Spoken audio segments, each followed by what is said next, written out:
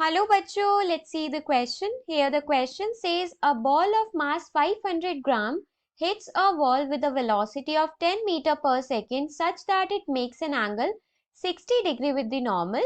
It bounces back with the same speed making an angle 60 degree with the normal. Determine the change in momentum. Question में हमसे बोला गया है कि हमारे पास एक बॉल है जिसका मास 500 ग्राम है और वो एक वॉल को हिट कर रही है किस स्पीड के साथ, किस वेलोसिटी के साथ, 10 मीटर पर सेकेंड, और उसका नॉर्मल के साथ जो एंगल है हिट करते टाइम वो 60 डिग्री है। बाउंस बैक किया उसने सेम एंगल पे और सेम स्पीड के साथ। हमको बताना है चेंज इन मोमेंटम क्या हुआ इस प्रोसेस के दौरान। सो यहाँ पर हमारे पास की कॉन्सेप्ट क्या यूज हो रहा है? की कॉन्सेप्ट है हमारे पास calculation of change in momentum. क्या है? Calculation of change in momentum.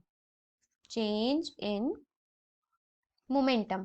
So यहाँ पर सबसे पहले तो हम देखते हैं चेंज इन मोमेंटम होता क्या है। अगर फॉर्मूले वाइज देखें, सो चेंज इन मोमेंटम हम रिप्रेजेंट करते हैं delta P, where P is the momentum. So change in momentum is equals to P final minus P initial, और ये दोनों ही वेक्टर क्वांटिटी होते हैं। इनिशियल मोमेंटम भी वेक्टर होता है और फाइनल मोमेंटम भी वेक्टर होता है। सो ये हमारी वॉल है, इस पर आके जो है बॉल हिट करी, किस एंगल पे? ये नॉर्मल है, नॉर्मल से 60 डिग्री के एंगल पे उसने हिट किया किसी स्पीड u के साथ, और वो बाउंस बैक हुई with same speed and making an angle 60 degree with the normal.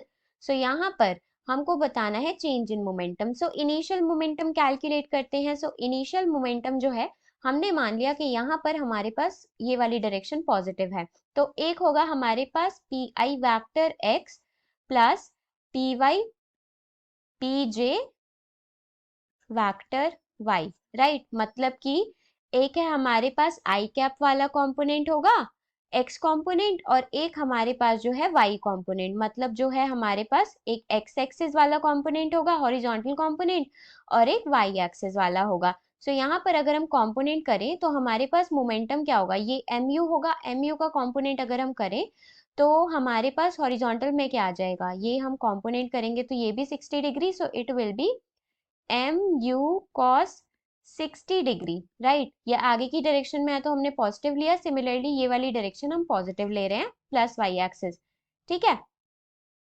अब अगर हम P1 P I Y calculate करें तो वो किस डायरेक्शन में होगा? वो इस डायरेक्शन में होगा। सो वो होगा हमारे पास minus M U sine 60 degree, right. So ये आया हमारे पास initial momentum vector.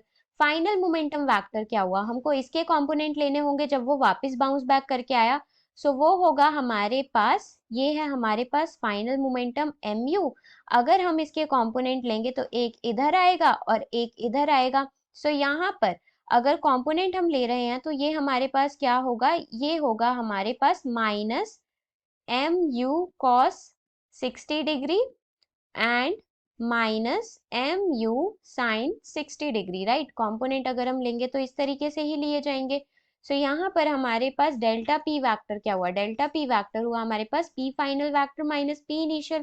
P final क्या है? Minus M U cos 60 degree minus M U sine 60 degree, और क्या माइनस करना है? P initial vector means minus M U cos 60 degree plus M U sine 60 degree, right.